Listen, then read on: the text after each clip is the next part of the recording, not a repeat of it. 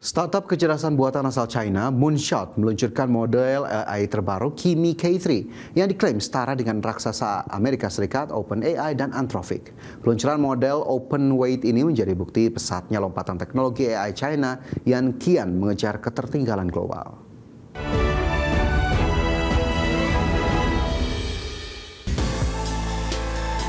Perusahaan startup kecerdasan buatan Moonshot resmi merilis model open-weight terbaru bernama Kimi K3 pada hari Jumat pekan lalu.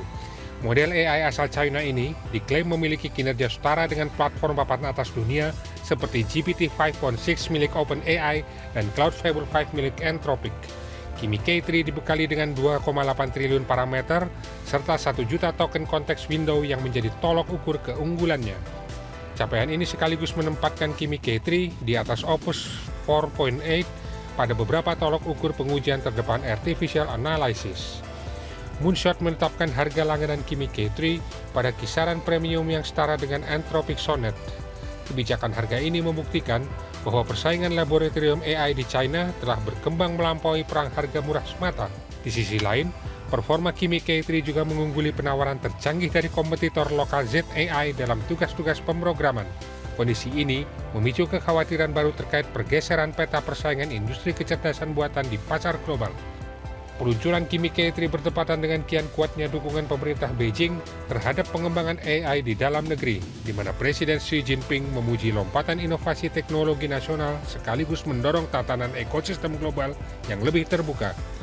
Kalangan manajer portofolio menilai Kimi K3 sebagai model buatan China terbaik yang berhasil memangkas jarak ketertinggalan teknologi dengan Amerika Serikat. Sementara itu, rival domestik ZAI dilaporkan tetap berada di jalur positif untuk mengantongi pendapatan tahunan mencapai 1 miliar dolar Amerika Serikat. Berbagai sumber, IDX Channel.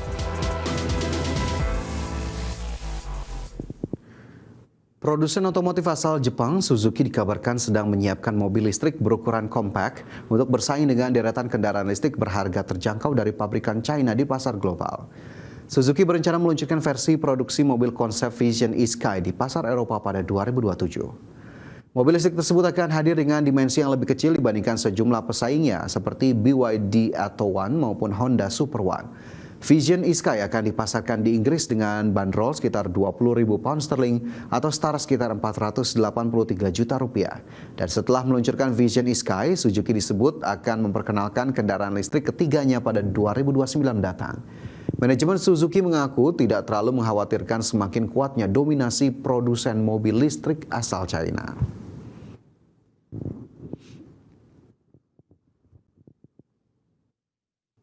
Pemirsa, Presiden Prabowo Subianto memastikan kebijakan ekspor satu pintu untuk komoditas strategis akan mulai diterapkan secara penuh pada 1 September 2026. Saat ini kebijakan ekspor satu pintu masih berada dalam tahap transisi setelah PT Danantara Sumber Daya Indonesia resmi beroperasi sejak 1 Juli 2026. Prabowo menegaskan pembentukan sistem ekspor satu pintu merupakan upaya pemerintah untuk memperbaiki tata kelola ekspor sekaligus menutup celah praktik under invoicing.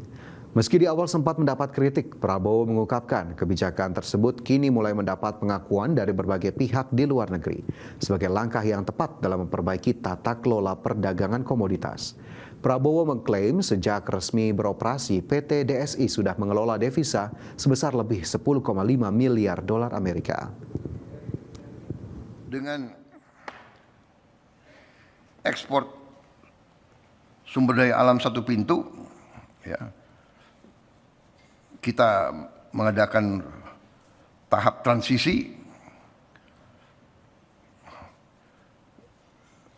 dan kita harapkan nanti 1 September 2026 implementasi penuh. Kemudian proses ini semua akan membuat kita benar-benar paham benar kemana uang kita.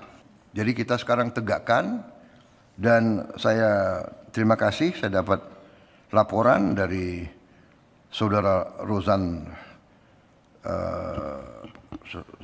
CEO dari Danantara, ya, bahwa baru 1 bulan 2 minggu bekerja, PT DSI beroperasi, PT DSI sudah mengelola devisa sebesar lebih 10,5 miliar dolar.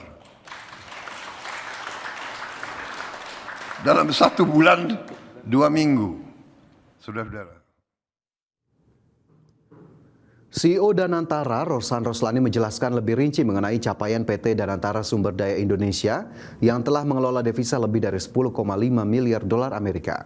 Salah satu perubahan utama yang dilakukan DSI adalah mengintegrasikan data lintas kementerian dan lembaga yang sebelumnya masih terpisah-pisah sehingga pemerintah dapat memantau aktivitas ekspor secara lebih menyeluruh.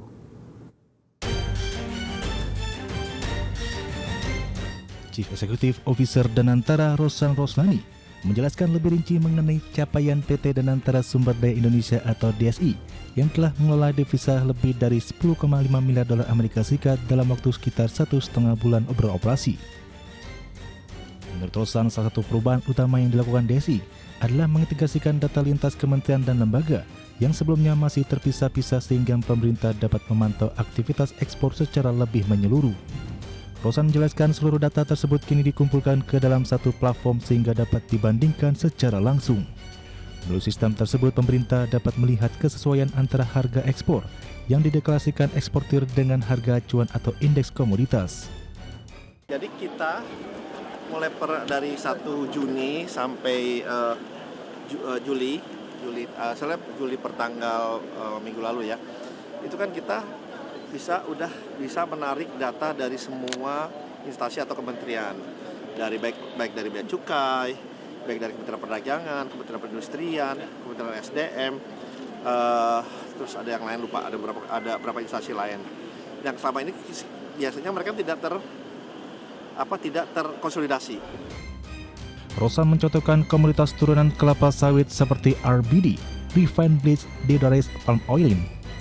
Sebelum sistem terintegrasi diterapkan, terdapat selisih yang cukup besar antara harga yang dilaporkan eksportir dengan indeks harga.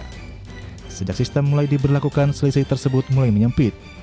Jika sebelumnya rata-rata mencapai lebih dari 30%, kini perbedaan antara harga deklarasi dan indeks sudah jauh lebih kecil. Tim Liputan, IDX Channel.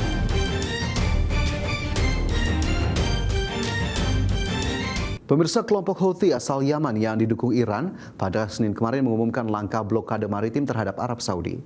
Menurut Wakil Kepala Kantor Media Houthi, Nasruddin Amer, kapal yang terkait dengan Arab Saudi akan dilarang melintasi Selat Bab el-Mandeb yang terletak di ujung selatan Laut Merah. Adapun Laut Merah telah menjadi jalur pelayaran sangat penting untuk pengiriman minyak dari Arab Saudi. Hal itu karena perang antara Amerika Serikat dan Israel melawan Iran telah menyebabkan penutupan Selat Hormuz di Teluk Persia. Juru bicara militer kelompok Houthi Yahya Saree mengatakan blokade laut yang dilakukan Houthi terhadap Arab Saudi merupakan tindakan balasan terhadap langkah Arab Saudi yang sebelumnya melakukan blokade terhadap Yaman. Saree menyebut blokade yang dahulu dilakukan Arab Saudi telah memperparah penderitaan warga Yaman. يواصل العدو السعودي المجرم حصاره الظالم والغاشم على شعبنا العزيز لما يقارب 12 عاما من نهب للثروات وحصار شامل على الموانئ والمطارات برا وبحرا وجوا بما فاقم معاناة شعبنا العظيم حتى وصل الحال إلى مستوى لا يطاق بدون أي حق أو مبرر له في ذلك، وهذا ما لا يمكن القبول به أو السكوت عليه لأنه لا يستند إلى حق أو مسوغ قانوني أو إنساني وليس له أي مشروعية، فهو حصار باطل وعدواني ونتائجه كارثية في معاناة شعبنا اليمني العزيز، مع ابتدائه أيضا بالعدوان على بلدنا باستهداف مطار صنعاء الدولي في عدوان ظالم غادر. Andy Burnham resmi memulai tugasnya sebagai Perdana Menteri Inggris sejak hari Senin kemarin. Sebelumnya pada pekan lalu, Burnham terpilih menjadi pemimpin Partai Buruh secara aklamasi tanpa tandingan dan tanpa pemungutan suara di internal partai. Ketua Partai Buruh Andy Burnham resmi menjabat sebagai Perdana Menteri Inggris menggantikan Sir Keir Starmer. Transisi kepemimpinan ini disahkan setelah Raja Charles III menerima pengunduran diri Starmer di Istana Buckingham pada Senin kemarin. Di hari yang sama, Andy Burnham langsung menyampaikan pidato pertamanya sebagai Perdana Menteri di kompleks kantor pemerintahan Inggris Downing Street, London.